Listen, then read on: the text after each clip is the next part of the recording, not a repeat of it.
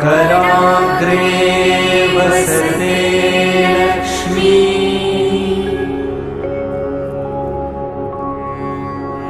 करमध्ये सरस्वती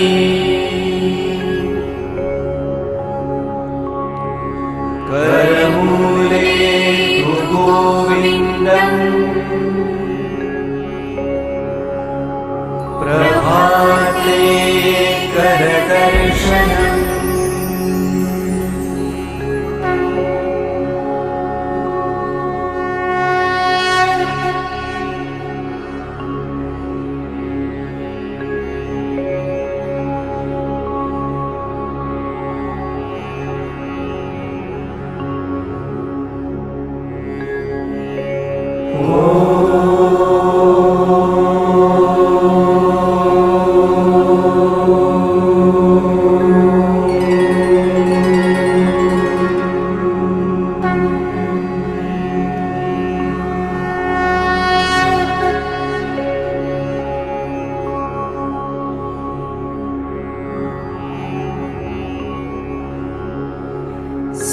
समुद्रवसने देवी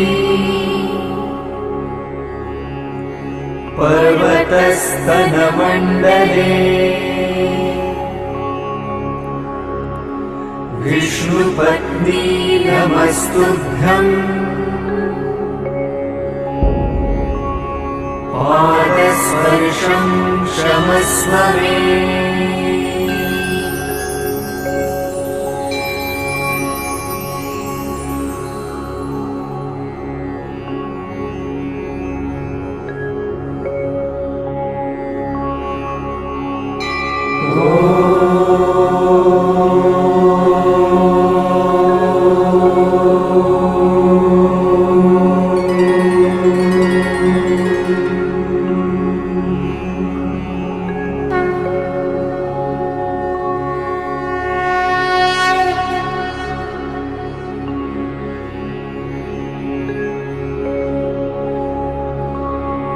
आदिदेव नमस्तुभ्यम्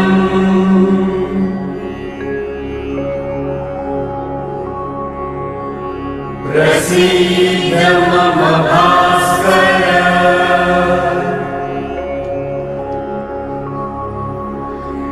दिवाकर नमस्तुभ्यम् प्रभाकर नमोस्तुते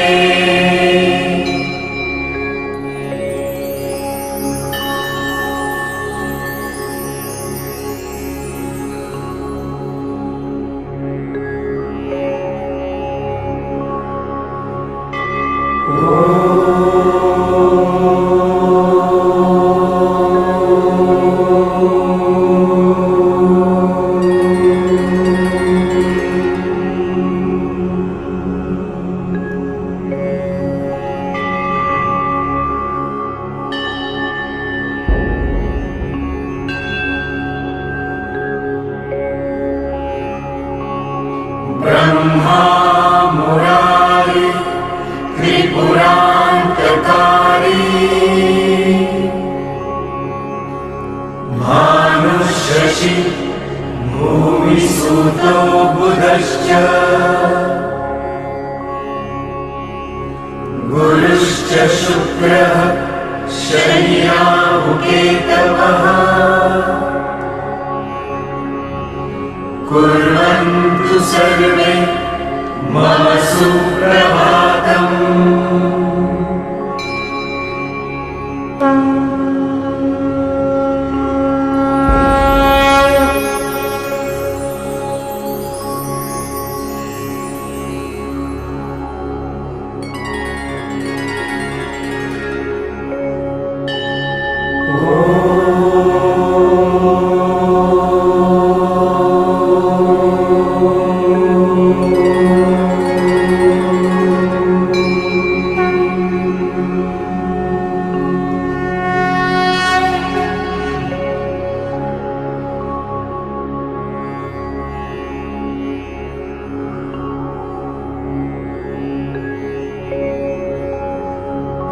त्वमेव माता च पिता त्वमेव त्वमेव बन्धुश्च सखा त्वमेव त्वमेव विद्या द्रविणं त्वमेव त्वमेव सर्वं मम देवदेव।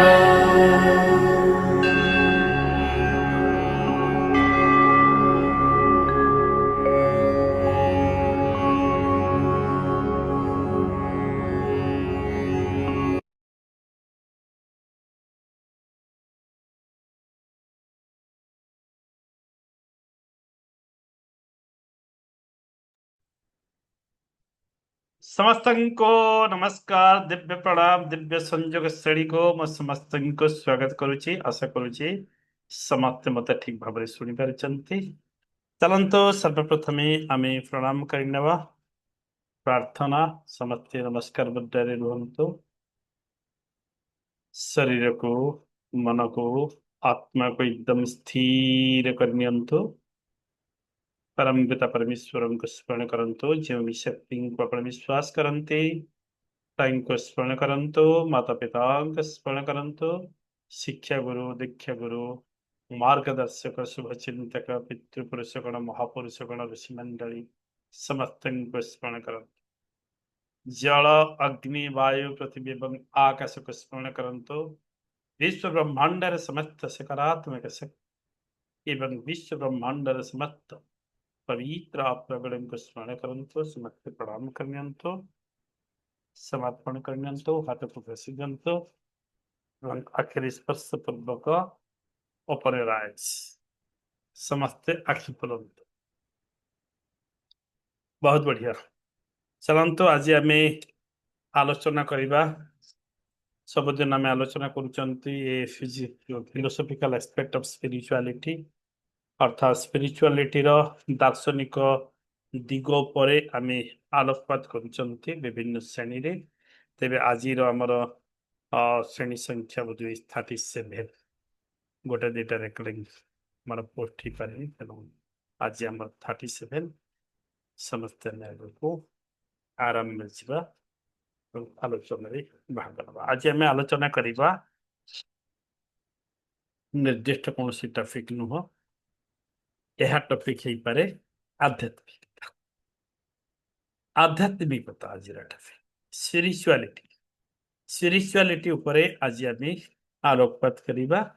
स्पिरिचुअलिटी को पर्याय बाट देखी जाए ताहा आम शरीर रे, आम मन रे कि प्रकार प्रभाव पकई थाए। स्पिरिचुअलिटी आम कौन शिक्षा पाती, स्पिरिचुअलिटी केମିତି जीवन को समुन्नत करे, उज्जवल करे, से विषय आलोचना करवा। ठीक अच्छे, आपण मैंने खुशी अच्छा।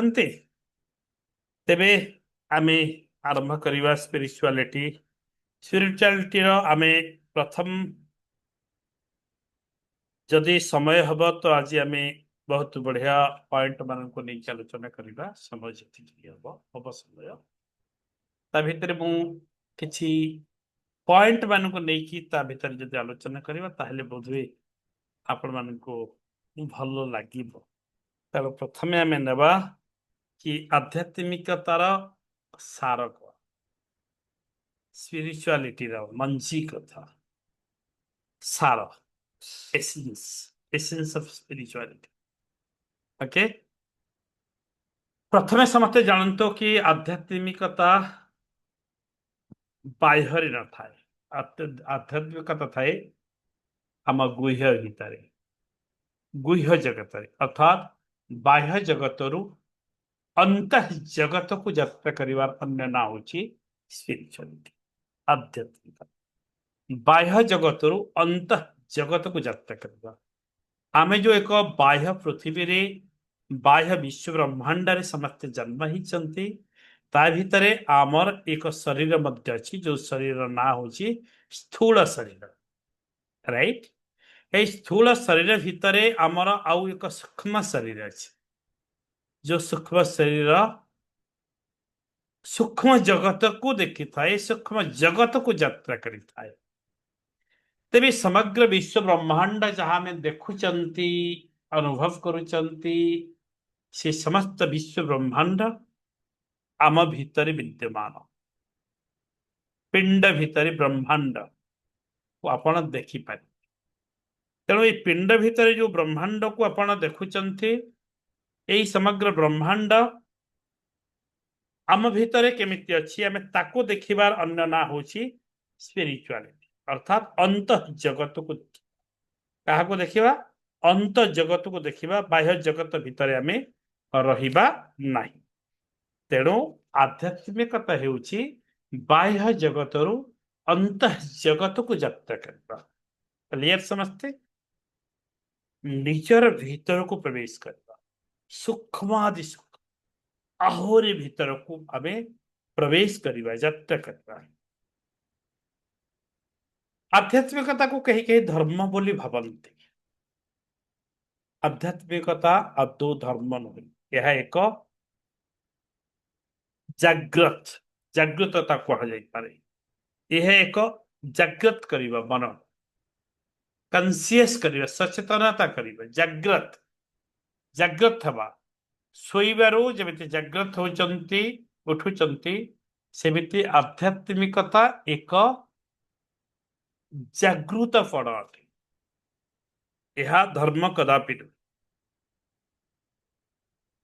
एवं एई आध्यात्मिकता स्वयं सत्यरु एवं ज्ञानरु आरंभ सत्य एवं ज्ञानरु ही आमर आध्यात्मिकता आरंभ होता है शरीर अस्थायी आत्मा किंतु चिरस्थायी आत्मा अमर तेणु निरवतार भाषा हेउची आमर आत्मार भाषा जी आध्यात्मिकतार परिधि भीतर को प्रवेश करे सेतिपाई भागवत रे भी कहा जाइछि अनेक जगार ग्रंथ रे कहा जाइछि कि आपण जेतेबेले एकांत रहुचंती निज आत्मा सहित सेतेबेले आपण संयोग स्थापन करुचंती जही अनेक संग मेली अवश्य उपजई कर गहली भितरे क्राउड भितरे मेला महोत्सव भितरे आमे आध्यात्मिकतार प्रकृष्ट जगत को प्रवेश करि पारंते नाही तो आध्यात्मिक जगत को प्रवेश करने को हेले आमको निरवतार सहित यात्रा करने को पड़िबो कारण ताहा होची सूक्ष्म जगत ओके आध्यात्मिकता सिखाए जे आम प्रत्येक सत्तारे केमिति ईश्वर अछंती जो माने प्रत्येक सत्तारे ईश्वरंको अनुभव को नहीं पारन प्रत्येक जीव भितरे प्रत्येक निर्जीव मानक पाखरे वस्तु मानक पाखरे दृश्यमान अदृश्यमान ऊर्जा मानक पाखरे ईश्वर अछंती भगवान अछंती एई जो भावापन्नर अन्य ना होची आध्यात्मिकता जदि आमे एई फीलिंग्स नहीं पारछ कारण आपण माने पढ़ी चंती सुनी चंती ए यूनिवर्स रे सब गुडी का गोटे गोटे एनर्जी गोटे गोटे शक्ति तेणु प्रत्येक वस्तु मानकर मध्य एक निजस्व मूल्यबोध अच्छी एक मूल्य अच्छी वैल्यू से वैल्यू को जिते बड़े ईश्वरीय चेतना सहित आमे अनुभव करती ताहा हेउची आध्यात्मिकता तेणु देवता बाहरे न थांते जब देवता थांते आम भीतर मन भीतर बाह्य जगत रे लोक देखाणिया भाव बा संस्कृति परंपरा नाम रे आमे जदि केवल बाह्य जगत रे आध्यात्मिकता को खोजिबा सदा सर्वदा पूजा करिबा भोग लगेबा स्नान करिके जिबा एई काम केवल करिबा किंतु अंतर भितरे पूजा करिबा ना बुझी पारुचंती अंतर भितरे केतेडे पूजा करिबा ना अंतर भितरे धूप दबा ना अंतर भितरे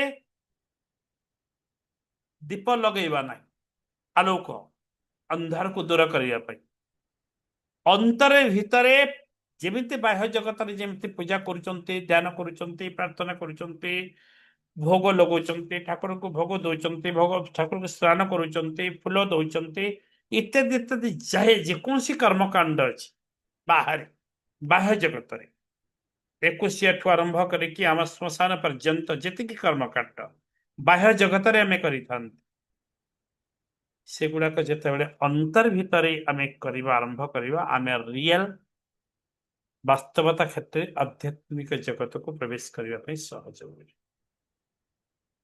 तेणु बाह्य पृथ्वी अपेक्षा अंत पृथ्वीर प्रकृत परिवर्तन ही आध्यात्मिक।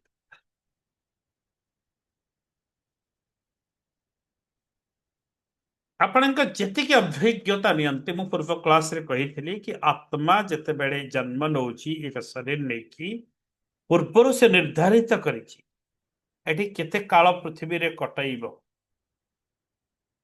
भौतिक दुनिया रे को मान संस्पर्श रे आसीब को अनुभूति ग्रहण करिब को नकारात्मक घटना द्वारा निजको माजिब जालिब निजको आहुरी सतेज करिब शक्तिशाली करिब सुना को जेमिति पोड़ा पोड़ी पोड़ी पोड़ी पोड़ी नियारे जेते पड़े तार उज्ज्वलता प्रकाश पाए सेमिति निजको जालिब यही सबू आमे निर्धारित करके आसचंती। अतएव यही सबू अभिज्ञता हेउची आम विकास आध्यात्मिक विकास एक एक पाठ एक एक अध्ययन। तेणु जीवन में जेकोसी प्रकार जेकोसी प्रकार अभिज्ञता आसूची से म्रियमाण न हो से भांगी न पड़ से भुलुंठित न हो से इतस्तत न हो से मतिभ्रम न कराई से क्रोधित न हो ताकू जदि आमे आम जीवन रे एक अध्ययन भाव ग्रहण करुचंती ताहले सहजरे आमे आध्यात्मिक परिधि को प्रवेश कर पारुचंती। बुझी पारुचंती ना? यस। तेणु ए भितरे जतिके भी अभिज्ञता आम जीवन में आसूची सी हो पारे सकारात्मक सी हो पारे दुखात्मक नकारात्मक से ही पारे हस से ही पारे कारुण्य से सबुथि आमे जो कृतज्ञता ज्ञापन करुचंती परमपिता परमात्मा को निजको समज्वल करने निजको परिवर्तन करने निजको शिखा से सब नकारात्मक सकारात्मक घटना भितर शिखिकी आग को बढ़ापी आमको जो परिस्थिति जो परिवेश जो घटना समूह भगवान प्रदान करुचन आम जीवन में आसूची से आमे भगवान को कृतज्ञता ज्ञापन कर जो मानक जी अधिक परिमाण रे कृतज्ञता ज्ञापन करते ग्राटिट्यूड प्रदान करती से माने सेते बड़ आध्यात्मिकता भितर अच्छा ये जानत कृतज्ञता आध्यात्मिकता परिधिर अन्य एक अध्ययन एवं आध्यात्मिक शक्ति भितर जदि आम नौचंती ताहले सर्वोच्च शक्ति सर्वोच्च रूप दिव्यतार सर्वोच्च रूप बोली जदि कहा कहती ताहले ता हेउछि प्रेम भल पाइबा प्रेम प्रेम ही आध्यात्मिकतार सर्वोच्च दिव्य रूप बोली आपण माने ग्रहण करेन जदि आपण प्रेम करुचंती समस्तंकु नाही कि केवल मनीष मनीष पशु पक्षी कीट पतंग वृक्ष लता आकाश पृथ्वी पानी पवन आपण कलम को आपण खाता को आपण जीवन को आग को बढ़िबा पाई जेकोसी वस्तु माने मध्य आपण निकट को आसीचंती आपण को एकदम समज्वल भाव विकासशील भाव आग को बढ़ाइबा पाई से समस्त को जिते आप प्रेम करुचंती ताहा ही होची प्रकृत आध्यात्मिकता प्रेम प्रेम होची आध्यात्मिकतार सर्वोच्च रूप दिव्य रूप भाव आपण माने ग्रहण करि पारिबे ये हला गोटे पॉइंट आध्यात्मिकतार सार एबे मु आपण को नेबे पॉइंट वाइज हम डिस्कशन खाली करबा एबे आमे जीवा सचेतनता और जागृतपण कॉन्शियसनेस जागृत जो आमे होचंती ଜାଣିବା ପାଇଁ ଇଚ୍ଛା କରୁଛନ୍ତି। ଜିଜ୍ଞାସା ଆମ ଭିତରେ ଯୋଉ ଆସୁଛି, ଆମେ ଜାଣିବାର ଇଚ୍ଛା ଯୋଗୁଁ ଆମେ ଆଗକୁ ବଢୁଛନ୍ତି। ଯେଉଁ ବ୍ୟକ୍ତି ମାନଙ୍କର ଜାଣିବାର ଇଚ୍ଛା ସମାପ୍ତ ହେଇଯାଏ, ଶେଷ ହେଇଯାଏ, ତାଙ୍କ ବିକାଶ ମଧ୍ୟ ବନ୍ଦ ହେଇଯାଏ, ସେମାନେ ଆଉ ଆଗକୁ ବଢି ପାରନ୍ତି ନାହିଁ। ଜିଜ୍ଞାସା ହିଁ ଗୋଟେ ମଣିଷକୁ ବହୁତ ବିକାଶମୁଖୀ କରିଥାଏ, ଉର୍ଦ୍ଧ୍ୱମୁଖୀ କରିଥାଏ ଏବଂ ଅନ୍ତର୍ମୁଖୀ ମଧ୍ୟ କରିଥାଏ। ଯିଏ ଯେତେ ଅନ୍ତର୍ମୁଖୀ ସିଏ ସେତେ ଉର୍ଦ୍ଧ୍ୱମୁଖୀ, ଏଇଟା ଜାଣିଥାନ୍ତୁ। ତେଣୁ ସଚେତନତାରେ ଆମେ ସଚେତନତା ହେଉଛି ଅଜ୍ଞାନର ଅନ୍ଧକାରକୁ ଆଲୋକ ଦ୍ୱାରା ଭାଙ୍ଗିବା। ଆମେ ଯୋଉ ମନ୍ଦିରରେ ଦୀପ ଜାଳୁଛନ୍ତି, ଦୀପଦାନ କରୁଛନ୍ତି, ତାର ଏକମାତ୍ର ଉଦ୍ଦେଶ୍ୟ ହେଉଛି ସେଇ ଦୀପ ଏମିତି ସାଧା ଆଲୋକ ନୁହଁ, ତା ହେଉଛି ଜ୍ଞାନର ପ୍ରଦୀପ। ଆମେ ଜ୍ଞାନ ପ୍ରଦୀପ ଜାଳୁଛନ୍ତି, ଦୀପ ମାଧ୍ୟମରେ ଆମ ଭିତରର ଅନ୍ଧକାରକୁ, ଅଜ୍ଞାନ ରୂପକ ଅନ୍ଧକାରକୁ ଆମେ ଦୂର କରୁଛନ୍ତି ଏବଂ ଜ୍ଞାନ ରୂପକ ଆଲୋକକୁ ଆମ ଭିତରକୁ ପ୍ରବେଶ କରୁଛନ୍ତି।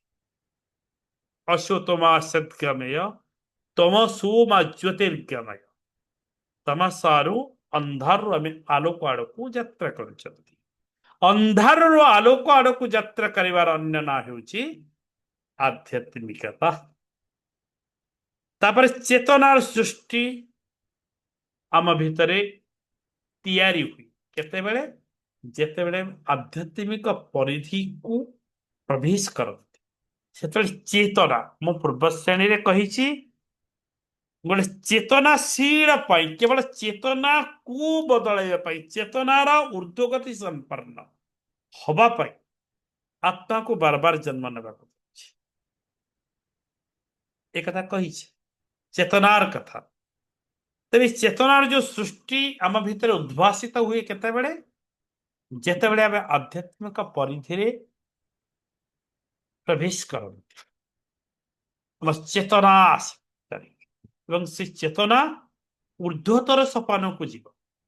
ଏବଂ ଜାଣି ରଖନ୍ତୁ, ଏ ସଂସାରରେ ଏକମାତ୍ର ପ୍ରାଣୀ ମଣିଷ ଯିଏକି ତାର ଚେତନାକୁ ଉଦ୍ରେକ କରିପାରେ। ଅନ୍ୟ ପଶୁ ପକ୍ଷୀ କୀଟ ପତଙ୍ଗ ବୃକ୍ଷଲତା ମାନଙ୍କୁ ଏଇ ଅଧିକାର ଈଶ୍ୱର ଦେଇନାହାନ୍ତି, ଚେତନାକୁ ଊର୍ଦ୍ଧ୍ୱତର ସୋପାନ ପର୍ଯ୍ୟନ୍ତ ନେଇକି ଉଦ୍ରେକ କରିବା ପାଇଁ। ତେଣୁ ମଣିଷ ଏକମାତ୍ର ଶ୍ରେଷ୍ଠ ପ୍ରାଣୀ ଯାହାକୁ ଭଗବାନ ଏହି ଗୁଣ ପ୍ରଦାନ କରିଛନ୍ତି, ସେ ଚେତନାକୁ ଉଦ୍ରେକ କରିପାରେ। ଓକେ, ପ୍ରତ୍ୟେକ ବ୍ରହ୍ମାଣ୍ଡରେ ଯେମିତି ବାହ୍ୟ ବ୍ରହ୍ମାଣ୍ଡ ଆମେ ଦେଖୁଛନ୍ତି ଏବଂ ଅନ୍ତ ବ୍ରହ୍ମାଣ୍ଡ ଦେଖୁଛନ୍ତି, এই ବ୍ରହ୍ମାଣ୍ଡ ଭିତରେ କିନ୍ତୁ ତରଙ୍ଗ ବିଦ୍ୟମାନ, ଅନେକ ଗୁଡ଼ାଏ ତରଙ୍ଗ, ଯାହାର ନାଁ ହେଉଛି ଇଂରାଜୀରେ ଆମେ କହୁଛନ୍ତି ଫ୍ରିକ୍ୱେନ୍ସି, ଫ୍ରିକ୍ୱେନ୍ସିର ଖେଳ। ମୁଁ ଆପଣମାନଙ୍କୁ ବାର ବାର ମାଇଣ୍ଡ ପ୍ରୋଗ୍ରାମିଂ କ୍ଲାସରେ କହି କି ଆପଣଙ୍କର ଫ୍ରିକ୍ୱେନ୍ସିକୁ ଆପଣ ଲକ୍ଷ୍ୟସ୍ଥଳ ପର୍ଯ୍ୟନ୍ତ ପହଞ୍ଚେଇ ଦିଅନ୍ତୁ। ତରଙ୍ଗ ଯେମିତିକି ଗୋଟେ ପୋଖରୀରେ, ଗୋଟେ ପାଣି ଭିତରେ ସ୍ଥିର ପାଣିରେ ଆମେ ଗୋଟେ ଗୋଡ଼ିଟେ ପକାଉଛନ୍ତି, ଯେମିତି ଗୋଟେ ତରଙ୍ଗ ସୃଷ୍ଟି ହେଉଛି, ତରଙ୍ଗଟି ସୃଷ୍ଟି ହେଇକି ଶେଷରେ ମିଶେଇ ଯାଉଛି, ସେମିତି ଆମ ଏଇ ବ୍ରହ୍ମାଣ୍ଡ, ସେ ଅନ୍ତଃ ବ୍ରହ୍ମାଣ୍ଡ ହେଉ ବା ବାହ୍ୟ, ତା ଭିତରେ ଅନେକ ଗୁଡ଼ିଏ ତରଙ୍ଗ ବିଦ୍ୟମାନ, ଅନେକ ଗୁଡ଼ିଏ ତରଙ୍ଗ ବିଦ୍ୟମାନ, ଅସଂଖ୍ୟ ତରଙ୍ଗ ବିଦ୍ୟମାନ ଅଛନ୍ତି। ଏବଂ ସେଇ ତରଙ୍ଗ ମାନେ ନୂତନ ନୂତନ ଭାବରେ ମଧ୍ୟ ତିଆରି ହୁଅନ୍ତି, ନୂତନ ତରଙ୍ଗ ଭାବରେ ତିଆରି ହେଇଛନ୍ତି। ଏଇଟା ଦୈନନ୍ଦିନ ପ୍ରକ୍ରିୟାରେ ଆମ ଭିତରେ ଚାଲିଛି। ତ ଯେଉଁ ବ୍ୟକ୍ତି ଆଧ୍ୟାତ୍ମିକତାର ପରିଧିକୁ ଯାଏ, ତା ଭିତରେ ନୂତନ ନୂତନ ତରଙ୍ଗ ସୃଷ୍ଟି, ସେହି ତରଙ୍ଗର ଅନ୍ୟ ନାଁ ହେଉଛି ଦିବ୍ୟ ତରଙ୍ଗ। କି ତରଙ୍ଗ? ଦିବ୍ୟ ତରଙ୍ଗ। ଆପଣଙ୍କ ଭିତରେ ଯେତେ ଯେତେ ଅଧିକରୁ ଅଧିକ ଦିବ୍ୟ ତରଙ୍ଗ ଆପଣ ସୃଷ୍ଟି କରିପାରିବେ, ଆପଣଙ୍କ ଭିତରେ ସେତେ ଦିବ୍ୟତା ସୃଷ୍ଟି ହେବ, ଦିବ୍ୟ ଭାବ, ଈଶ୍ୱର ଭାବ, ଆଧ୍ୟାତ୍ମିକ ଭାବ ଆପଣଙ୍କ ଭିତରେ ସୃଷ୍ଟି ହେବ। ଆପଣ ଜୀବ ଜଗତକୁ ଭଲ ପାଇବେ, ନିଜକୁ ଭଲ ପାଇବେ, ଭିନ୍ନ ଦୃଷ୍ଟିରେ ଦେଖିବେ। ସାଧାରଣ ଦୃଷ୍ଟିରେ, ଚର୍ମଚକ୍ଷୁରେ ସାଧାରଣ ବ୍ୟକ୍ତିମାନେ ଯେମିତି ଦେଖନ୍ତି ଆପଣ ଦେଖିବେ ନାହିଁ। ଆପଣଙ୍କ ଦୃଷ୍ଟି ଏକଦମ କ୍ରାନ୍ତିଦର୍ଶୀ ହେବ, କ୍ରାନ୍ତିକାରୀ ହେବ। एक सूक्ष्म भाव दूरदृष्टि संपन्न मध्य आपण तरंग सृष्टि करंतु अधिकରୁ ଅଧିକ दिव्य तरंग। तेणु तरंग सृष्टि करने सबुठार उपयुक्त समय कोउटा ना अतीत ना भविष्यत। दिव्य तरंग सृष्टि कर उपयुक्त समय है वर्तमान समय। वर्तमान समय जो स्थिति कि आम बंचुंट वर्तमान टी कंटिन्यू करुच्ची आग को गतिशील जिते आग को जाऊँगी भविष्यत आसिक या सहित सामिल होउची एवं अतीत यह चली जाऊँगी आम ठारू अतीत गोटे पटे चली जाऊँगी गोटे पटे भविष्यत आम भीतर को प्रवेश करुच्ची आम भीतर अतीतटा चली जाऊँगी भविष्यत आम भीतर को प्रवेश करुच्ची अतीत एवं भविष्यतर मध्य प्रदेश रे जो खेल चली तार ना होउची वर्तमान। जो समय आमी दिव्य शक्ति मानंकु तैयारी करुचंती सृष्टि करुचंती अधिक रु अधिक क्रिएट करुचंती चेतना बुझीबा पई चेष्टा करंतु मते बुझीगले बहुत इजी हबो जोटे बुझी न पारिबे भी प्रश्न करिवे। जेते बेले आपण माने नूतन तरंग सृष्टि करुचंती सेते बेले आपण आपणकर अंतः प्रदेश को अवलोकन करंतु अंतः प्रदेश पुस्तक और पृष्ठ को उलटांतु उलटांतु आहरी गभीर भाव फिल करंतु गोटे पियाज देखी ना आपण मैंने समस्त पियाज देखी गोटे पियाजर मुंडी को काटी देबे एवं प्रस्त प्रस्त होगी बाहर शेष प्रस्त पर्यंत बाहर भीतर गोटे छोट गोटे रहिबा निदा अंश गोटे बाहर एकदम क्षुद्र निदा अंश जहाँ आउ प्रस्थ न सेठी जो प्रस्थ थिबो ताहा पूरी सूक्ष्म भाव तेणु आमे जेते बेले आमर जीवनर सेई प्रस्थ मानंकु सेई आवरण मानंकु बाह्य आवरण मानंकु गोटे परे गोटे गोटे परे गोटे गोटे परे गोटाए उन्मोचन करी जीवा ओलटाई जीवा पियाजर सेई प्रस्थ को खोलिबा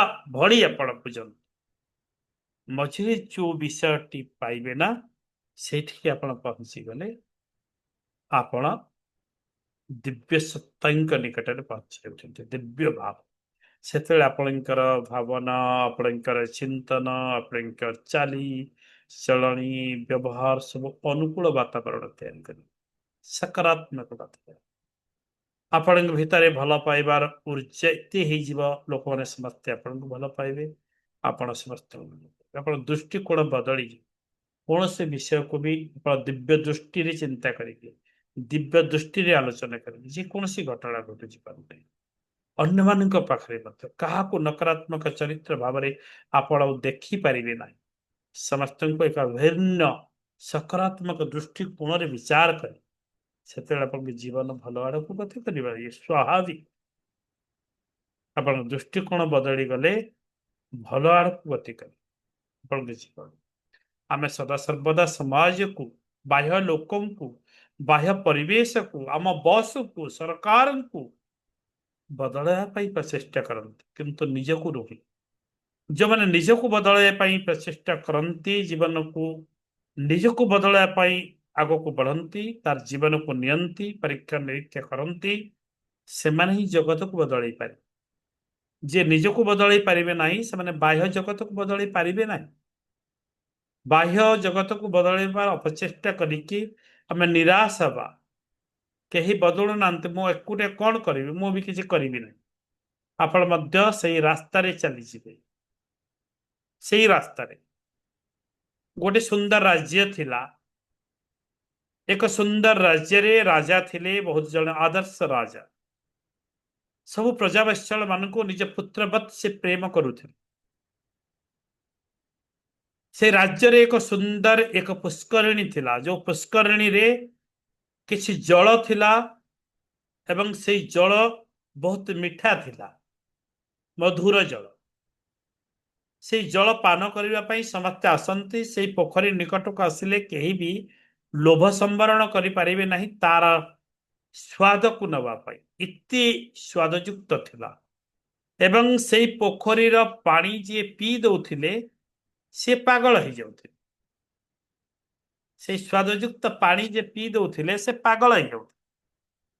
ପର୍ଯ୍ୟାୟକ୍ରମେ ସେଇ ସୁନ୍ଦର ରାଜ୍ୟର ପ୍ରଜାଗଣ ଗୋଟାଏ ପରେ ଗୋଟାଏ, ଜଣେ ପରେ ଜଣେ, ଜଣେ ପରେ ଜଣେ ସେଇ ମଧୁର ଜଳ ପାନ କରିକି ପାଗଳ ହେଇଗଲେ।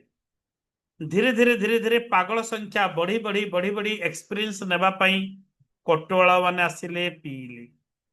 ମନ୍ତ୍ରୀ ମାନଙ୍କର ଅନ୍ୟ କର୍ମଚାରୀ ମାନେ ଆସିଲେ, ପିଇଲେ। ପାରିଷଦ ବର୍ଗ ଆସିଲେ, ପିଇଲେ। ରାଣୀଙ୍କର ସହଯୋଗୀ ମାନେ ଆସିଲେ, ପିଇଲେ। ରାଣୀ ସ୍ୱୟଂ ଆସିଲେ ବୁଲିବାକୁ, ପିଇଲେ। ଚିନ୍ତା କରନ୍ତୁ, ସେନାପତି ଆସିଲେ ସୈନ୍ୟ ଦଳଙ୍କୁ ଧରିକି, ସମସ୍ତେ ପିଇଲେ। ଏକଦମ ଗୋଟେ ପାଗଳ ରାଜ୍ୟ ହେଇଗଲା। ବଞ୍ଚିଲେ କେବଳ ରାଜା ଏବଂ ମନ୍ତ୍ରୀ ପିଇ ନାହାନ୍ତି। ଏ ଯାବତ ମାତ୍ର 2 ଜଣ, ବାକି ସମସ୍ତେ ପାଗଳ। ତାପରେ ସେ ପାଗଳ ମାନେ ଦେଖିଲେ କି ରାଜା ଏବଂ ମନ୍ତ୍ରୀଙ୍କର ବ୍ୟବହାର ତାଙ୍କୁ ଅଡୁଆ ତୋଡୁଆ ଲାଗୁଛି, ଅଲଗା ପ୍ରକାର ଲାଗୁଛି। ତେଣୁ ସମସ୍ତ ପାଗଳ ମାନେ ଭାବିଲେ କି ଆମ ରାଜା ଓ ମନ୍ତ୍ରୀ ପାଗଳ ହେଇଯାଇଛନ୍ତି ଏବଂ ସେମାନେ ଆନ୍ଦୋଳନ କରିବା ଆରମ୍ଭ କଲେ, ହରତାଳ, କି ଆମର ପାଗଳ ରାଜା ମନ୍ତ୍ରୀଙ୍କୁ ଗାଦିଚ୍ୟୁତ କରାଯାଉ, ନହେଲେ ରାଜ୍ୟ ଭଲ ଭାବେ ଚାଲିପାରିବ ନାହିଁ। କାରଣ ପାଗଳ ରାଜା ଏବଂ ପାଗଳ ମନ୍ତ୍ରୀ ରାଜ୍ୟକୁ କେମିତି ଚଳେଇବେ? ଏହା ସମସ୍ତ ପାଗଳ ପ୍ରଜା ମାନେ ହରତାଳ କଲେ, ଆନ୍ଦୋଳନ କଲେ। ଆନ୍ଦୋଳନରେ ଅତିଷ୍ଠ ହେଇକି ଯେତେବେଳେ ଏମିତି ପରିସ୍ଥିତି ହେଲା ଯେ ସେଇ ପାଗଳ ମାନେ ରାଜା ଏବଂ ମନ୍ତ୍ରୀଙ୍କୁ ମାରିବା ପାଇଁ ଉଦ୍ୟତ ହେଲେ, ପ୍ରାଣ ବିକଳରେ ଉପାୟ କିଛି ପାଇଲେ ନାହିଁ ରାଜା ମନ୍ତ୍ରୀ। ବହୁତ କଷ୍ଟରେ ଜୀବନ ବଞ୍ଚେଇକି ରାଜବାଟୀରୁ ସେମାନେ ବାହାରକୁ ପଳେଇ ଗଲେ ଲୁଚିକି। ତାପରେ ମଧ୍ୟ ପ୍ରଜାମାନେ ଗୋଡେଇଲେ, ଖୋଜିଲେ, ବ୍ୟାକୁଳ ହେଇକି ମାରିଦେବା ପାଇଁ। ଅନନ୍ୟ ଉପାୟ ବଶତଃ ରାଜା ଅତିଷ୍ଠ ପୂର୍ବକ ମନ୍ତ୍ରୀଙ୍କୁ ପ୍ରଶ୍ନ କଲେ, ହେ ମନ୍ତ୍ରୀ, ବର୍ତ୍ତମାନ ଆମର ଉପାୟ କଣ? ଆମେ ଏଇ ପାଗଳ ପ୍ରଜାମାନଙ୍କ ପାଖରୁ, ଲୋକମାନଙ୍କ ପାଖରୁ ବଞ୍ଚିବା କେମିତି? ମନ୍ତ୍ରୀ କହିଲେ, ମହାରାଜ, ମୁଁ ବି ଆଗରୁ କହିଥିଲି କେତେ ଥର, ଆଜି ପୁନର୍ବାର ମୁଁ ଆପଣଙ୍କ ସଂକ୍ରାନ୍ତରେ ପ୍ରାର୍ଥନା କରେ କି ଏକମାତ୍ର ଉପାୟ ହେଉଛି ଆମ 2 ଜଣଙ୍କୁ ଯାଇକି ସେଇ ମଧୁର ଜଳ ପାନ କରିବା। ଏବଂ ମନ୍ତ୍ରୀଙ୍କ ପରାମର୍ଶ କ୍ରମେ ରାଜା ଏବଂ ମନ୍ତ୍ରୀ ଉଭୟ ଗଲେ ସେଇ ପୁଷ୍କରଣୀ ନିକଟକୁ, କଷ୍ଟ ବଷ୍ଟ ଜୀବନକୁ ବଞ୍ଚାଇ ଏବଂ ମଧୁର ଜଳକୁ ପାନ କରିଦେଲେ। ମଧୁର ଜଳ ପାନ କରି ସାରିଲା ପରେ ରାଜା ଏବଂ ମନ୍ତ୍ରୀ ମଧ୍ୟ ପାଗଳ ହେଲେ। ପ୍ରଜାବତ୍ସଳ ମାନେ, ପ୍ରଜାଗଣ ମାନେ ଦେଖିଲେ ପାଗଳ ପ୍ରଜା ମାନେ ଯେ ମନ୍ତ୍ରୀ ଏବଂ ରାଜା ମଧ୍ୟ ତାଙ୍କ ଭଳି ମାଇଣ୍ଡ ହେଇଗଲା। ଅତଏବ ସେମାନେ ଚିନ୍ତା କଲେ, ନା ଆମ ରାଜା ମନ୍ତ୍ରୀ ଭଲ ହେଇଗଲେ, ତାଙ୍କ ପାଗଳପଣ ଚାଲିଗଲା, ଅତଏବ ଆମ ରାଜା ମନ୍ତ୍ରୀ ଜିନ୍ଦାବାଦ। ଯିଏ ରହିବା ଦରକାର ସେମାନେ ହିଁ ଭଲ ରାଜା, ଭଲ ମନ୍ତ୍ରୀ, ସେମାନେ ଶାସନ କର। এই ଗଳ୍ପର ଗଳ୍ପରୁ ସାରାଂଶ କାଢନ୍ତୁ, ଜାଣିପାରିବେ ଆଧ୍ୟାତ୍ମିକ ଜଗତଟି କଣ। ଆଧ୍ୟାତ୍ମିକ ଜଗତଟି କଣ ତାପରେ ଜାଣିପାରିବେ। ଯଦି ପାଗଳ ରାଜ୍ୟରେ ସମସ୍ତେ ପାଗଳ, ତାହେଲେ ମତେ କୁହନ୍ତୁ ପ୍ରକୃତରେ ସେଠି କିଏ ପାଗଳ ଅଛନ୍ତି କି? ବାସ୍ତବ କ୍ଷେତ୍ରରେ ନା। ଉତ୍ତର, ସମସ୍ତେ ଆବନର୍ମାଲ। ଏବନର୍ମାଲ ବୋଲି କିଛି ନାହିଁ। ଆମେ ଯୋଉ ସଂସାରରେ ବାସ କରୁଛନ୍ତି, ଆଉ ଗୋଟେ ଦିବ୍ୟ ସଂସାରକୁ ଆପଣ ଚିନ୍ତା କରନ୍ତୁ, ଯୋଉ ଦିବ୍ୟ ସଂସାରରେ ପ୍ରେମ ଅଛି, ଜୀବନ ଅଛି, ସୁଖ ଅଛି, ଆନନ୍ଦ ଅଛି, ହସ ଅଛି, କେବଳ ଭଲ ଗୁଣ ଗୁଡିକ ଅଛି, ସେଠି ଅଛନ୍ତି ଏକଦମ ମହଜୁଦ ହେଇକି। ସେଠି ଦୁଃଖ ନାହିଁ, ଲୋହ ନାହିଁ, ଅନୁଶୋଚନା ନାହିଁ, ନିରାଶ ନାହିଁ, ଭାଙ୍ଗି ପଡ଼ିବାର ଭୟ ନାହିଁ, ଅସଫଳତା ନାହିଁ, ବିରହ ନାହିଁ, ମୃତ୍ୟୁ ନାହିଁ। ଫିଲ୍ କରନ୍ତୁ ସେମିତି ଏକ ଦିବ୍ୟ ସଂସାରର କୌଣସି ବ୍ୟକ୍ତି ଆମ ଏଇ ସଂସାରକୁ ଦେଖିଲେ ପାଗଳ ସଂସାର ଭାବିବ ନା ନାହିଁ? ବୁଝିବା ପାଇଁ ଚେଷ୍ଟା କରନ୍ତୁ ମୁଁ କଣ କହିବା ପାଇଁ ଯାଉଛି। ଭାବିବ ନା ନାହିଁ? ଭାବିବ। ଆମକୁ ଏଇ ମାନେ ଗୋଟେ ପାଗଳ ଭାବରେ ଅଛନ୍ତି, ପାଗଳ ସଂସାରଟି। ଲୋକମାନେ କିଛି ଜାଣନ୍ତିନି, କାହାକୁ କଣ କଥାବାର୍ତ୍ତା କରୁଛନ୍ତି ଜାଣନ୍ତିନି, କାରଣ ସେଇଠି କେବଳ ପ୍ରେମ ଅଛି, କାହା ପ୍ରତି କାହାର ତିଳି ମାତ୍ର ଅସୂୟ ଭାବ ନାହିଁ, ଫରକ ନାହିଁ। ସତରେ ସେମିତି ଏକ ଦୁନିଆ ସଂସାର ଅଛି ନା ନାଇଁ? କଣ ଭାବୁଛନ୍ତି ଆପଣମାନେ? ଅଛି ନା ନାଇଁ? ତାର ନାଁ ହେଲା ଆଧ୍ୟାତ୍ମିକ ସଂସାର, ସୂକ୍ଷ୍ମ ସଂସାର। ସେଇଠି ଆମେ ସୂକ୍ଷ୍ମ ଭାବରେ ଜୀବନ ବିତାନ୍ତି। ସେଇଠି ଆମେ ସୂକ୍ଷ୍ମ ଜଗତରେ ଆନନ୍ଦ ପାଆନ୍ତି।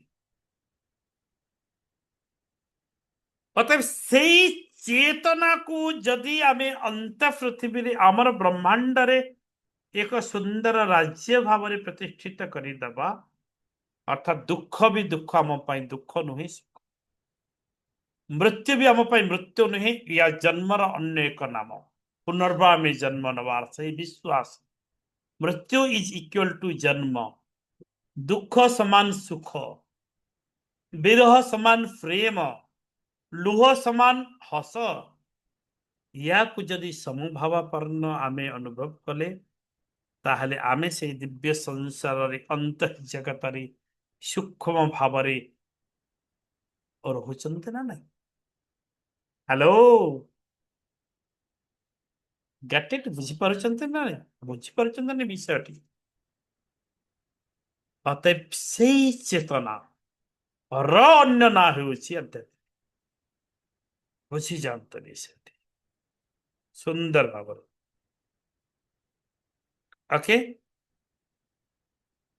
ଏବେ ଆଧ୍ୟାତ୍ମିକ କଥା ଯଦି ଚିନ୍ତା କରିବା, এই ସଚେତନତା କନସିୟସନେସ୍ ଆତ୍ମା ସମ୍ବନ୍ଧୀୟ ମୁଁ କିଏ, ମୁଁ କୋଉଠୁ ଆସିଛି, କୋଉଠିକି ଯିବି, ମୋର ଯାତ୍ରା କଣ, ଆସିଲି କୋଉଠୁ, ଯିବି କୋଉଠିକି, ଏଇଠି କଣ କରୁଛି, ଏଇ ଅଭିନୟ କେତେ ଦିନ, ସମସ୍ତେ ତ ମରୁଛନ୍ତି, ମୁଁ ବି ତ ଦିନେ ମରିବି। ଏତେ ସବୁ ଭାବନା ଭିତରେ ଯେତେବେଳେ ଆପଣ ବସିବେ, ଆପଣଙ୍କର ମନ ଅସ୍ଥିରତା ଆଡ଼କୁ ଯିବ। ଅସ୍ଥିରତା ଆଡ଼କୁ ବହୁତ କଥା ଭାବିବି, ସଂସାର ଦୁଃଖୀ ହେଇଯିବି, ଏକଦମ ଦୁଃଖୀ ଆତ୍ମା। କିଛି ନାହିଁ, ଏଠି କେତେ କଷ୍ଟ ପାଉଛନ୍ତି ଲୋକ, କିଛି ହଉନି, କିଛି ହଉନି, କିଛି ହଉନି, ଏଠି କିଛି ନାହିଁ, କେବେ ଭଲ ହବ? ଏହା ଭାବି ଭାବି ଆମେ ଦୁଃଖୀ ପାଲଟି ଯିବା ଏବଂ ଏଇ ସବୁ ବିଚ୍ଛିନ୍ନବାଦ, ବିଚ୍ଛିନ୍ନତାବାଦ ଭାବନା ଭିତରୁ ନିଜକୁ ମୁକୁଳିବାକୁ ହେଲେ ଧ୍ୟାନର ଆବଶ୍ୟକ ଅଛି। ଧ୍ୟାନ एक प्रकृष्ट माध्यम, मेडिटेशन ध्यान, जे आमर विच्छिन्नतावाद चिंताधारा मानकठू आमको abstract କରିନେବ ଏବଂ ଗୋଟେ ନିର୍ଦ୍ଦିଷ୍ଟ ଜାଗାରେ ଆମକୁ ସନ୍ତୁଳିତ କରିଦେବ। ଅସନ୍ତୁଳନତା ଯୋଉ ଯାଉଥିଲେ ତାହା ବନ୍ଦ ହେଇଯିବ। ଫଳତଃ ଆମେ ଜୀବନର ମାଧୁର୍ଯ୍ୟକୁ ଅନୁଭବ କରିବା। ଠିକ ସେହିପରି କରୁଣା, ମୁଁ ଯାହା କହେ କରୁଣା, କାରୁଣ୍ୟ ଭାବ, ଅନ୍ୟମାନଙ୍କର ଦୁଃଖକୁ ନିଜ ଦୁଃଖ ଭାବିବା, ଅନ୍ୟମାନଙ୍କର ଅଭାବକୁ ନିଜ ଅଭାବ ଭାବିବା, ଅଭାବ ବୋଧ, ଅନ୍ୟମାନଙ୍କର ଭୋକକୁ ନିଜ ଭିତରେ ଅନୁଭବ କରିବା, ଏଇ ସବୁ ଭାବନାର ଅନ୍ୟ ନାମ ହେଲା କାରୁଣ୍ୟ ଭାବ, କରୁଣା। ଏବଂ এই କରୁଣା ଦ୍ୱାରା ଆମ ଚେତନାଟି ବିସ୍ତୃତ ହେଇଥାଏ, আমার ଚେତନାଟି ବିସ୍ତୃତ ହେଇଥାଏ। କରୁଣା ଭାବ ତାକୁ ବିସ୍ତୃତ କରିବା ପାଇଁ ଶକ୍ତି ଯୋଗାଏ। ଜାଣନ୍ତୁ,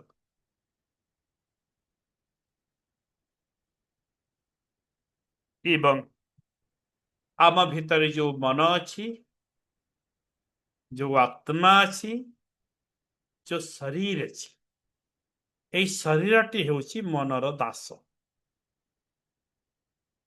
ଏଇ ଯୋଉ ଶରୀରଟି ଆମର ମନର ଦାସ, ମନର ଆଦେଶ ପ୍ରକାରେ, ମନର ନିର୍ଦ୍ଦେଶ ପ୍ରକାରେ এই ଶରୀରଟି ତାର ଆକ୍ଟିଭିଟିଜ କରେ, କାମ କରେ, କାର୍ଯ୍ୟ କରେ। ଜାଣନ୍ତି ଏବଂ ମନଟି ହେଉଛି ଆମ ଆତ୍ମାର ଦାସ।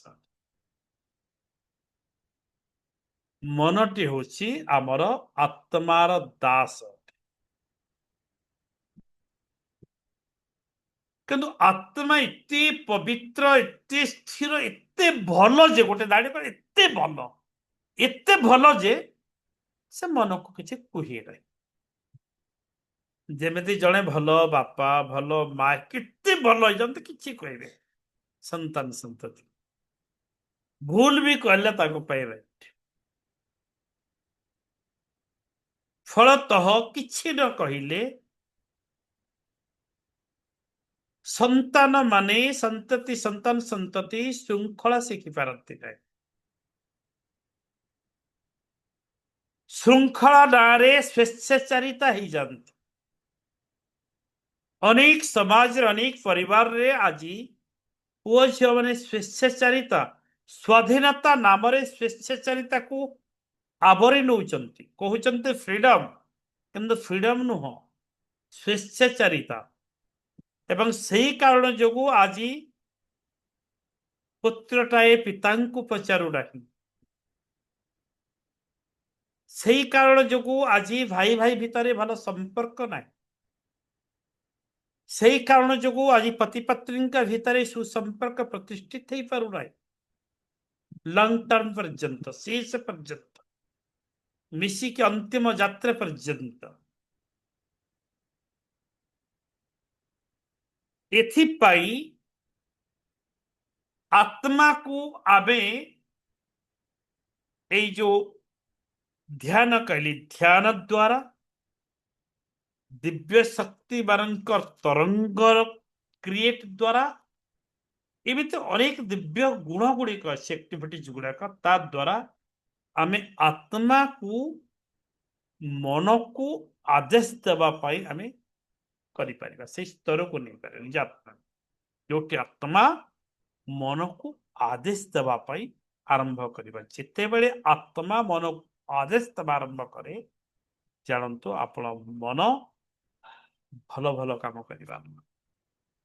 ଯେତେବେଳେ ମନ ଭଲ ଭଲ କାମ କରିବା ଆରମ୍ଭ କରିବ, ଭଲ ଭଲ ଚିନ୍ତନ କରିବ, ଶରୀରକୁ ଅନୁରୂପ ଭାବରେ ସେ ସେଇ ଡିରେକ୍ସନରେ ନେବ, ସେଇ ଆଦେଶ ଦେବ। ଅତଏବ ଶରୀର ମଧ୍ୟ ସେଇ କାର୍ଯ୍ୟାବଳୀ ଭିତରେ ଯିବ। ବୁଝିପାରିଲେ ନା ଯାହା କହିଲି? एकदम गभीर କଥା या ବୁଝିଲେ। ଅତଏବ ସେଇ ଆତ୍ମା ବେଳେ ବେଳେ ଆପଣ କହନ୍ତି, ଏମିତି ବୁଝିପାରିବେ ମନ ବିବେକ। ମନ କହୁଛି, ବିବେକ ମନା କରୁଛି, ବିବେକ କହୁଛି, ମନ ମନା କରୁଛି। ବିବେକ ଆଉ ମନ ମଝିରେ ମଝିରେ ଝଗଡା ଲାଗନ୍ତି। ସେ କହିବ ମୁଁ ବଡ, ସେ କହିବ ମୁଁ ବଡ, ମୁଁ ଶକ୍ତିମାନ, ସେ କହିବ ମୁଁ ଶକ୍ତିମାନ। ବିବେକଟି ଯଦି ଆପଣଙ୍କର ଆତ୍ମା ହୁଏ, ମନଟା ଆପଣଙ୍କର ମନ। ବିବେକ ଅନୁମୋଦିତ କାର୍ଯ୍ୟ କେବେ ଭୁଲ ହୁଏ ନାହିଁ ବୋଲି ଆପଣ ଶୁଣିଥିବେ।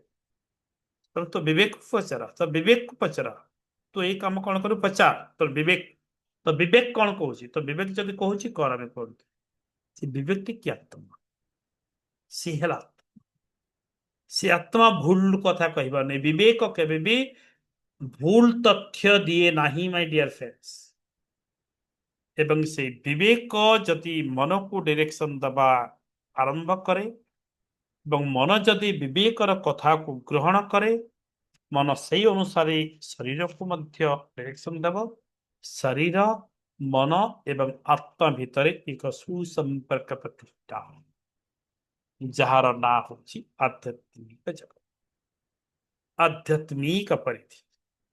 ଏକ ସୁନ୍ଦର ଆଧ୍ୟାତ୍ମିକ ପରିଧି ଆମ ଭିତରେ ହିଁ ସୃଷ୍ଟି ହେବ, ଯେତେବେଳେ ଆମେ ଶରୀର, ମନ ଏବଂ ଆତ୍ମାକୁ ଭଲ ସମ୍ପର୍କର ରଜ୍ଜୁରେ ବାନ୍ଧି ପାରନ୍ତି ବା ସନ୍ତୁଳିତ କରିବା ଶିଖି ଯାଆନ୍ତି, ବାଲାନ୍ସିଂ ବାଲାନ୍ସିଂ ଯେତେବେଳେ ଶିଖି ଯାଆନ୍ତି କରିବା ସେତେବେଳେ ଆଧ୍ୟାତ୍ମିକତା ଆମ ଭିତରେ ଜାତ ହୁଏ।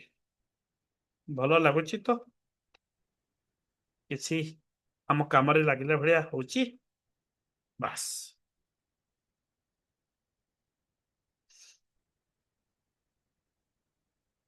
ତେବେ ଯେମିତି ଏକ ଉଚ୍ଚତମ ଊର୍ଜା ଭାବରେ ଏବେ ପ୍ରେମକୁ ନେଲେ,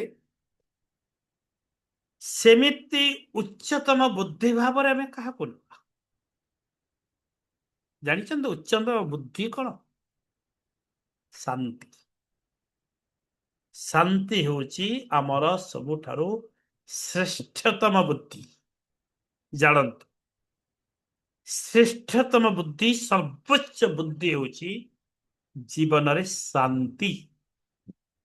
ଶାନ୍ତି ପ୍ରତିଷ୍ଠା କରିବା। ତେଣୁ ଆପଣ ଯେତେ ଶାନ୍ତ ରହିବେ, ଯଦି ଶାନ୍ତି ପ୍ରତିଷ୍ଠା କରିବେ ଆପଣଙ୍କ ପରିବାରରେ, ଆପଣଙ୍କ ୱାର୍କ ପ୍ଲେସରେ, ଆପଣଙ୍କ ସମାଜରେ, ତାହା ହିଁ ହେଉଛି ଆପଣଙ୍କ ଶ୍ରେଷ୍ଠ ବୁଦ୍ଧି। ଆପଣ ସେତେ ବୁଦ୍ଧିମାନ। ଯିଏ ଶାନ୍ତିକୁ ଗ୍ରହଣ କରିପାରେ ନାହିଁ, ସେ ଯେତେ ବୁଦ୍ଧିମାନ ହଉନା କାହିଁକି, ଯୋଉ କ୍ରୋଧାନ୍ୱିତ ହେଇକି କଣ କଣ ଆକ୍ଟିଭିଟିଜ କରିଦବ, ତାର ସମସ୍ତ ବୁଦ୍ଧି ସେଇଠି ଲୋପ ପାଇଯାଏ। ଆମେ କହିଦିଅନ୍ତି ଗୋଟେ ମୂର୍ଖ, କହିଦିଅନ୍ତି ଗୋଟେ ଅଧମ। ବୁଝିପାରୁଛନ୍ତି? ପୁରା ରିଲେଟ କରି ଡିପଲି ଯାଅ। ମୋ କଥା ଗୁଡାକ ବହୁତ ଗୂଢ ରହସ୍ୟ ଭିତରକୁ ମୁଁ ନଉଛି ଆପଣଙ୍କୁ, କିନ୍ତୁ ଏ ରହସ୍ୟବାଦ ଏ ଜୀବନର ବାସ୍ତବତା। ଜୀବନକୁ ସମୁଜ୍ଜଳ କରିବା ପାଇଁ, ସୁନ୍ଦର କରିବା ପାଇଁ, ବର୍ତ୍ତମାନକୁ ଆମେ ପ୍ରସ୍ତୁତ କରିବା, ଏକ ସୁନ୍ଦର ଭବିଷ୍ୟତ ତିଆରି ହେବ। ଶାନ୍ତି ହେଉଛି ସର୍ବୋଚ୍ଚ ବୁଦ୍ଧି। ଓକେ? ବିଚାର ବିନା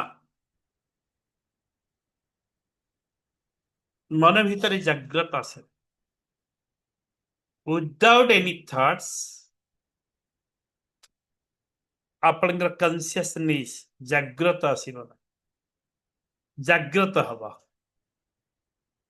जाग्रत अर्थ कौन? सक्रिय की छड़ाई गोटे कौन काम को आरंभ करके आगे को बढ़े, यार ना कौन जाग्रत। अरे जाग्रत हो, उठ उठ कंकाल, छिड़ु श्रृंखल, जगदर्बल राजी। बुझिपारिचंती? मृत गौरव, मृत गौरव, उठ। केते सोईचु?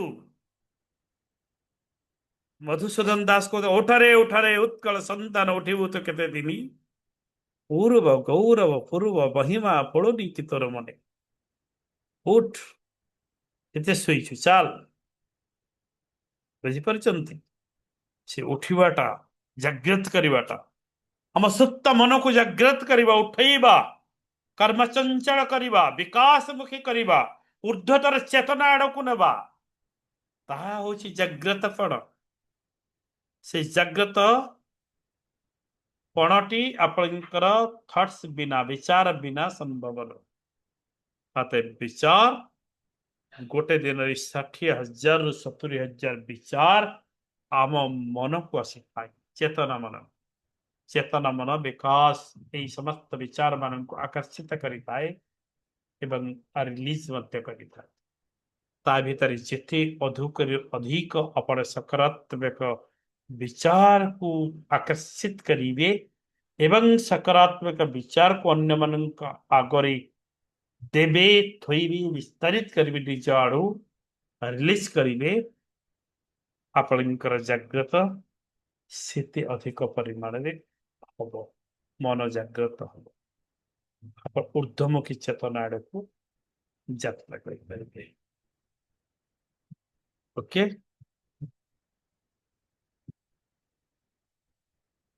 एबे आमे जिबा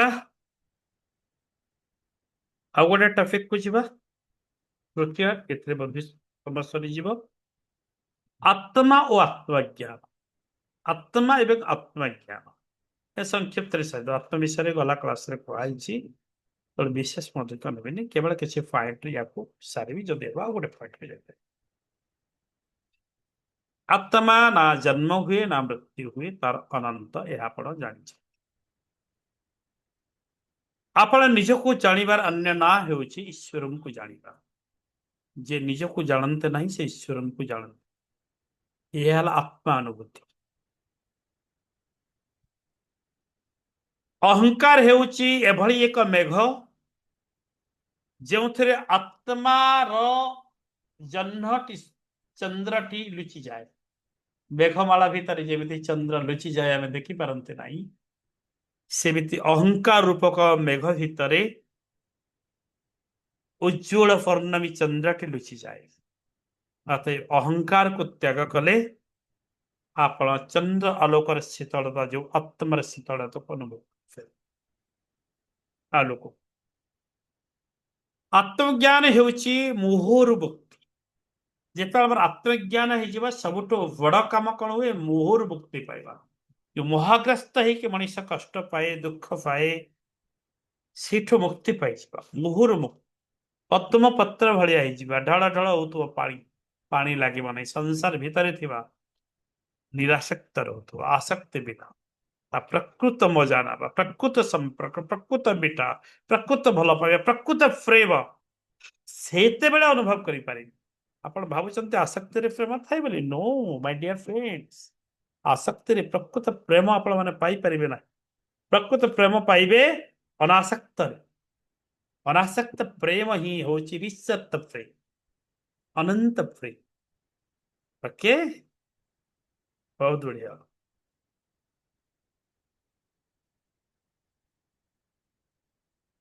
आत्मार सद्भाव हेउची आनंद शांति एवं प्रेम प्रत्येक जीव हेउचंती एक दिव्य आलोकर तरंग गोटे गोटे गोटे गोटे तरंग पुणी फ्रिक्वेन्सी को आसत आमे भी तरंग दिव्य चेतनार आध्यात्मिक जगतर एवं एटी जतिक जीव देखुचंती समस्त मध्य गोटे गोटे तरंग जीव जगतर गोटे तरंग अलगा निर्जीव वस्तु मान गोटे तरंग भी अलग भिन्न भिन्न अच्छी तरंग ऊर्जा ठीक है तरंग बाह्य जगत जहाँ में देखुचंती ना बाहर एबे मु आपण मान समस्त देखुची जहाँ देखुची ये होची मोर मनर दर्पण ये होची मोर मनर दर्पण बाह्य जगतर दृश्यमान विषय गुड़िक आपण मनर दर्पण अटे अर्थात आपण जहाँ देखुचंती ता आपण मनरूपक दर्पण रे प्रतिबिंबित हेउची बुझिपारुचंती जहाँ देखुचंती ताहा आपण मनर दर्पण रे मध्य प्रतिबिंबित हेउची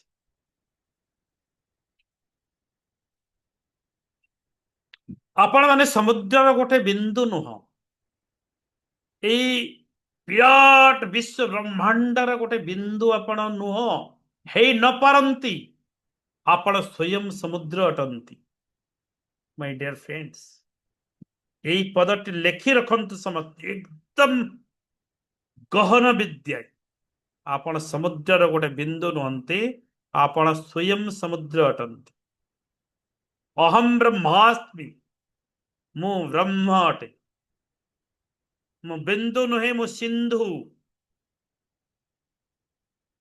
जेतबे ई फीलिंग्स टी आपण करि परिबे कि ना मु स्वयं समुद्र अटे ताहले आपण आध्यात्मिकतार भाव को फील करि परिबे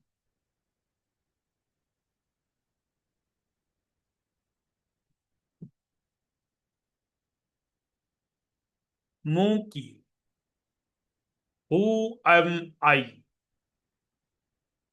यह ही होची आत्म सचेतनतार प्रकृत प्रश्न यही जदि पचारे सबुठु बड़ी जीवन रे उचित एवं सर्वश्रेष्ठ प्रश्न कौन ताले आपण अनायास उत्तर दे पारिबे मु एटा सर्वश्रेष्ठ प्रश्न है दुनिया रे ए संसार रे ओके आउ 5 मिनिट समय अच्छी ଆଉ ଗୋଟେ ଟପିକ ଟିକେ ଆଲୋଚନା କରିନେବା कर्म एवं धर्म। कर्म और धर्म, प्रत्येक कर्म फल सृष्टि करता है।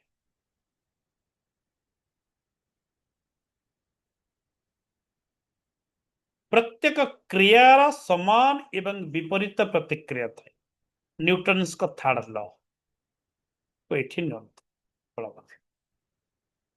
Every action there is equal and opposite reaction ना, एटा बोधे कहते ठीक कहली तो। तेणु प्रत्येक क्रियार विपरीत समान समान एवं विपरीत प्रतिक्रिया थाए। ठीक से जो प्रत्येक काम करती ता निर्दिष्ट भाव में किसी फल तैयारी करिवो, फल तैयारी न करिके कर्म हो ना। न्यूटन्स का लॉ फेल हो।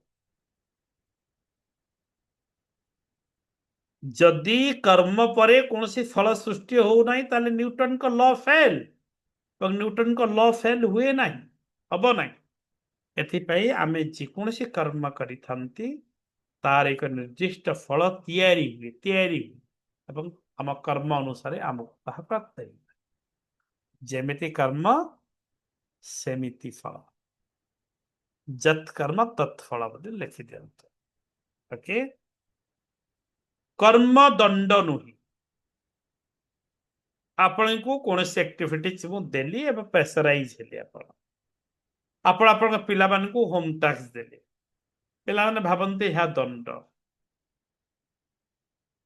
किसी कर्म करने पे दौरान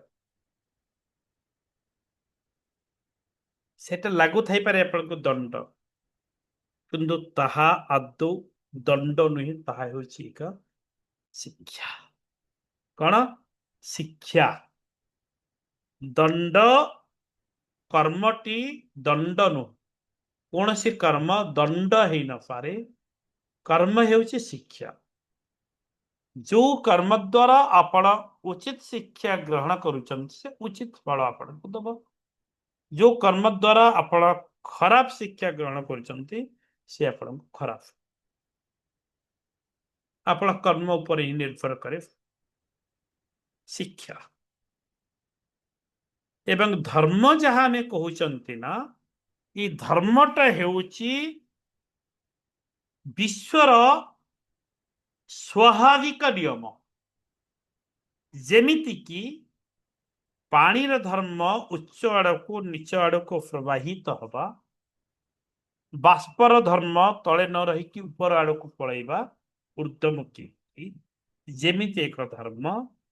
तेणु धर्म जहाँ कहते हिंदू मुसलमान क्रिस्टियान बौद्ध जैन यह धर्म भाव में ग्रहण करंतु, परंतु ना ये सब धर्म आदौ हो न पारे। धर्म हेउची एई विश्वर एक स्वाभाविक नियम। सूर्य उदय होती अस्त होती, सूर्य स्थिर अछंती, पृथ्वी ता चारिपटे घुरुचंती, दिन रात्रि होची, गच्छ वृद्धि होची, फूल दउची, फल दउची, छाई दउची, खाद्य खाउचंती, एनर्जी होची, जन्म हला मात्र के मृत्यु आड़ प्रभावित होती, जीवा हस आसवा कांदा, ये जो सब गुड़ाक गोटे गोटे धर्म स्वाभाविक प्रक्रिया। ये स्वाभाविक नियम मानकर अन्य ना होची धर्म। जोटा अस्वाभाविकता ताहा धर्म नुही। लोक गुड़ाक मारिदवा बाड़ीदवा, हिंसा करवा, द्वेष करवा, पार्श्विकता, अहंकार करवा, ताहा स्वाभाविक आदम से स्वाभाविकता कि क्रिएट कर ना जबरदस्ती। जहाँ स्वाभाविकता, जहाँ चिरंतनता, जहाँ सत्य, ताहा ही धर्म। बुझीपार से स्वाभाविकता गुण को परिपोषण कर ना हो धर्म।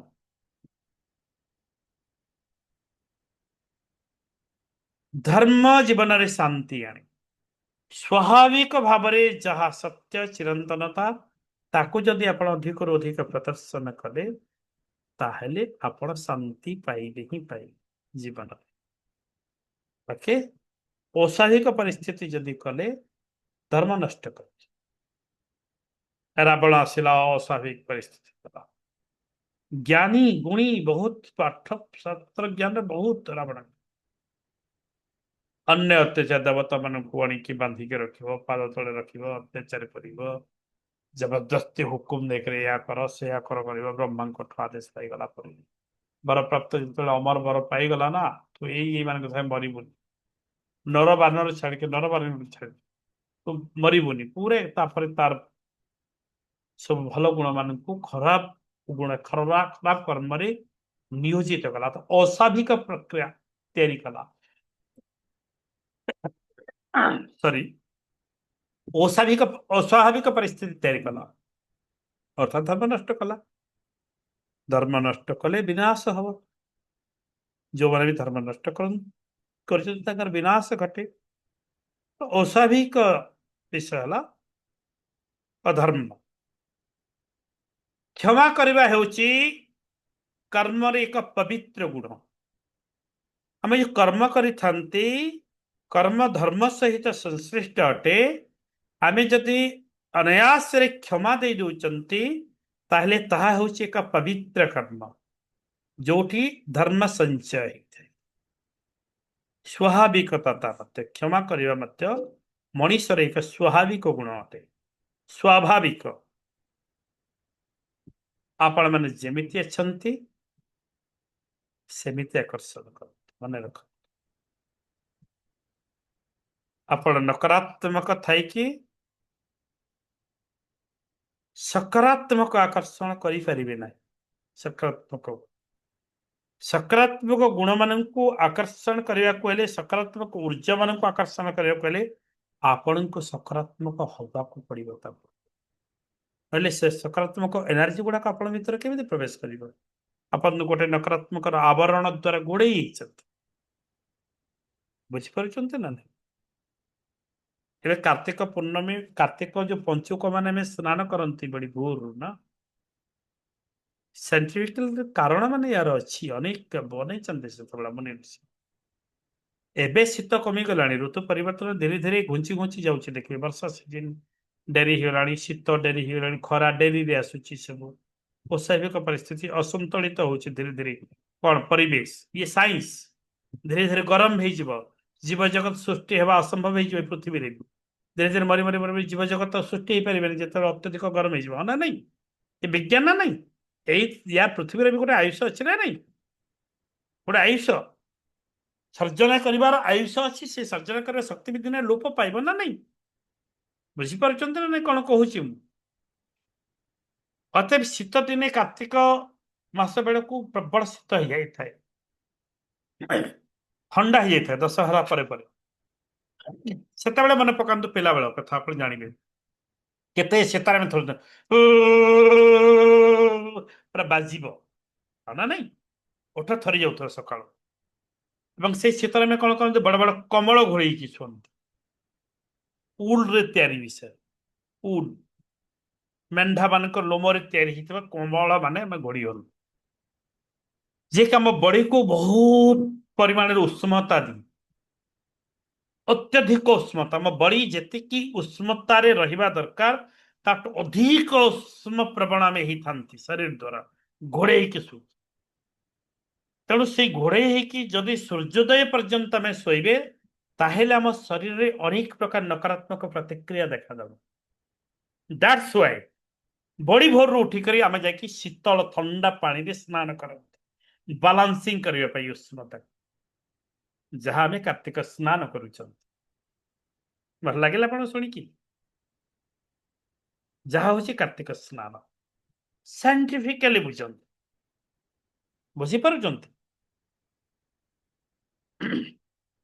ତେଣୁ ପ୍ରତ୍ୟେକ ବିଷୟର ଯଦି ଆମେ ସୂକ୍ଷ୍ମ ଭାବରେ ନେବା ଏମିତି ଅନେକ ଗୁଡାଏ ବିଷୟ ତା ଭିତରୁ ଆମେ ପାଇବା ଓକେ ତେଣୁ କ୍ଷମା କରିବା ଏକ ପବିତ୍ର କର୍ମ ଆପଣମାନେ ଯେମିତି ଅଛନ୍ତି ସେମିତି ଆକର୍ଷଣ କରିପାରିବେ ତେଣୁ ଯାହା ଆକର୍ଷଣ କରିବା ପାଇଁ ଚାହୁଁଛନ୍ତି ସେ ଗୁଣକୁ ପ୍ରଥମେ ନିଜ ଭିତରକୁ ନିଜ ସେମିତି ହେଇଯାଆନ୍ତୁ ଏବଂ ଦୁଃଖ ହେଉଛି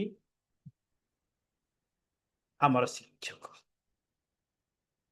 ଦୁଃଖ ହେଉଛି ଆମର ଶିକ୍ଷକ ସାରିବା ଏଠି ତେଣୁ आमर जो उद्देश्य रही महत् उद्देश्य से उद्देश्य ही आमको महत् कर्म करने पे प्रेरित करे एवं महत् कर्म ही आमको महत् धर्म दे था महत् धर्म ही आमको भल फल प्रदान करिथाए एवं ताहा हेउछि हमर विशिष्ट फल एवं से फल पाइबा पई आमे जो सेवा करती पूजा करती निजको रूपांतरण करती परिवर्तन करती केवल आमे फल पाई एवं से फल को जिते बड़े आमे आशा करूना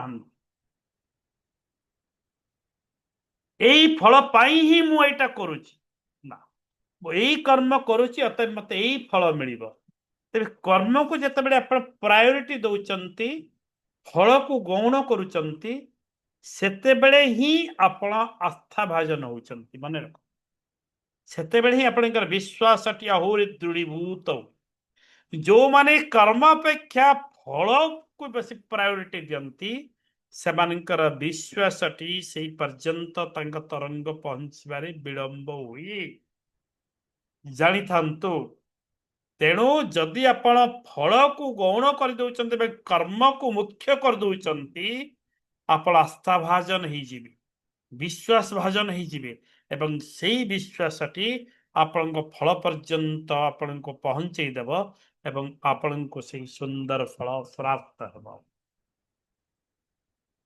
आशा करुची समस्ते जमिति गीतार श्रीकृष्ण कहिचंती बहुत महत्व अछि कर्मण्यम बाधिकार अस्ति मा फलेषु कदाचन ये सुधी सज्जन मंडली आपण माने से पवित्र कर्म करि चलंतु जो कर्म धर्म सहित जड़ित धर्म अर्थात स्वाभाविकता सहित जहाँ जड़ित संलग्न से ही कर्म करि जानतु एवं अमृत फल प्राप्त करंतु चलंतु समस्ते नमस्कार मध्य रही जानतु शांति पाठ कर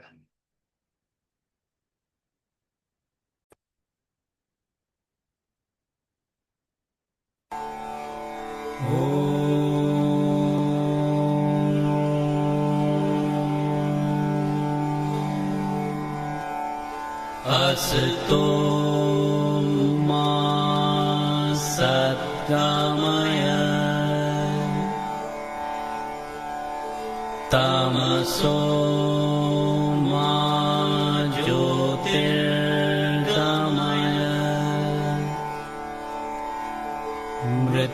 मृत्योर्मा मृतंगमय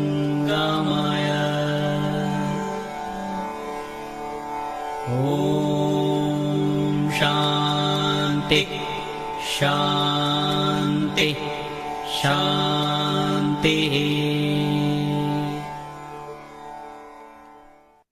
भगवान समस्तଙ୍କୁ सुंदर स्वस्थ दियंतु उत्तम संपद दियंतु एवं भरपूर खुशी दियंतु समस्तଙ୍କୁ दिव्य प्रणाम सहित ए दिव्य संयोग श्रेणी को समाप्त करुछि नमस्कार दिव्य प्रणाम।